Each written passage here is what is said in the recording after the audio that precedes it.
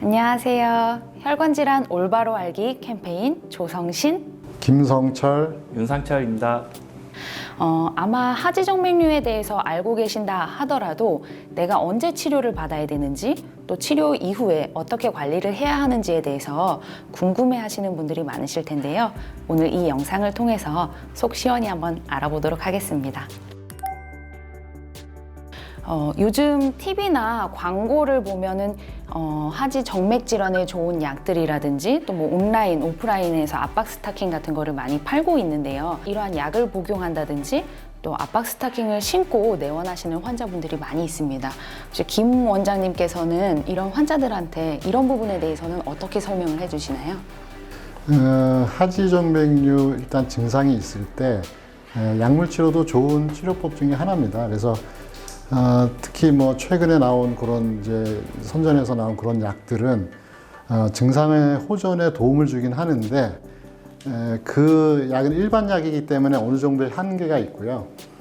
병원에서 처방할 수 있는 어떤 처방용 그 증상 개선제가 또 있습니다. 그래서 그 약이 이제 어떤 증상 개선만 하는 게 아니라 혈관 자체도 좀 튼튼하게 해주고 어떤 항염증 작용까지도 있어서 적극적으로 일단 초기에 드셔볼 만하고요.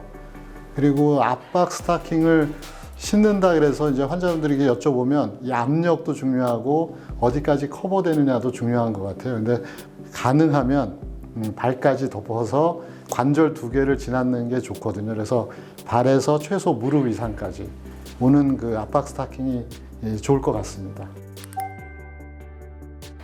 네, 그렇다면 이런 보존적 치료와 수술적인 치료 혹은 시술적인 치료는 언제 받아야 하는 걸까요? 외래에 오시는 많은 분들이 질문을 하십니다. 제가 하지정맥류래요. 당장 수술을 해야 되는데 어떻게 해야 되나요? 뭐 회사에서 휴가는 낼 수가 없고 병가도 처리가 안 된다는데 저 어떻게 되나요? 이렇게 질문하시는 분들이 굉장히 많으시거든요.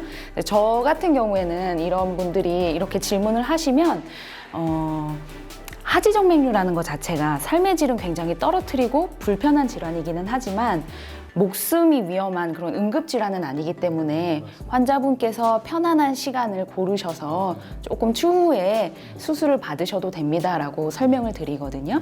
혹시 두 분 선생님은 어떻게 설명을 하시는지요? 네, 저 같은 경우도 조성신 선생님 말씀에 동의를 하고요. 근데 일단 하지정맥류가 있다라고 진단이 되고 증상이 있으면 그래도 이제 가능한 빨리 치료받는 게 좋겠죠. 근데 증상이 뭐 그렇게 심하지 않다 그러면 저 같은 경우는 일단 약물하고 압박 스타킹을 먼저 보내드리고요.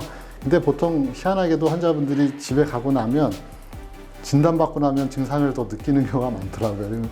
그럼 이제 빨리 와서 이제 치료하게 되는데 어떤 이제 뭐 직업적으로 오래 서 있거나 어떤 합병증 발생의 어떤 그 가능성이 좀 있는 분들, 예를 들어서 뭐 승무원이나 이런 분들은 조금 더 빨리 치료하는 게 좋지 않나, 저는 그런 생각입니다.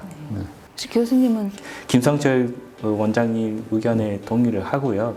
직장이라든지 아니면 집안일 때문에 시간을 비우기 어렵다고 하면은 조금 더 여유를 갖고 이제 약물 치료라든지 압박 치료를 먼저 시행하시고 경과 보다가 여유 되실 때 치료를 하시길 권유를 해드립니다.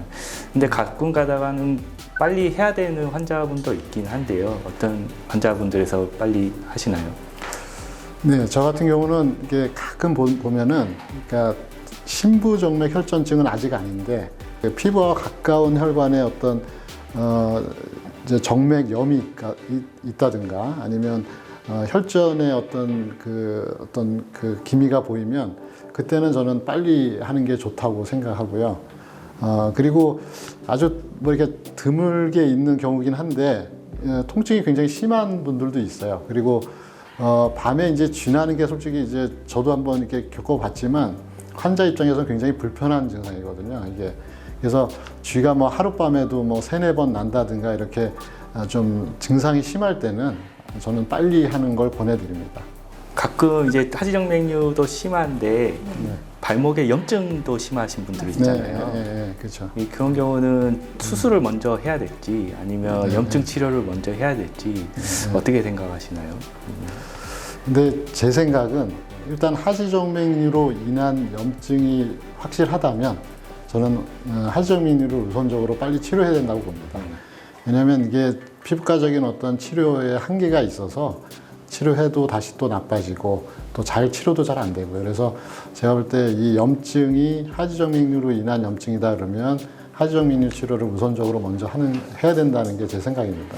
근본 원인을 먼저 제거해야 된다는 그렇죠. 말씀이시죠? 예, 맞습니다. 네. 네, 저도 원장님 의견에 동의하고요. 어떤 질환이든지 간에 원인을 정확하게 파악을 하고 그 원인을 먼저 치료를 해야지 증상만 치료하게 되면 재발도 많고 효과도 떨어지는 것 같습니다. 네, 그 맞습니다. 모세혈관 확장증이 있는데 다리 네. 통증이 있는 분들이 있거든요. 그렇죠. 근데 네. 딱 통증 부위가 모세혈관 있는 부분을 찝어서 오시는 분도 있어요. 네, 네, 맞아요. 그럴 때는 어떻게 하시나요?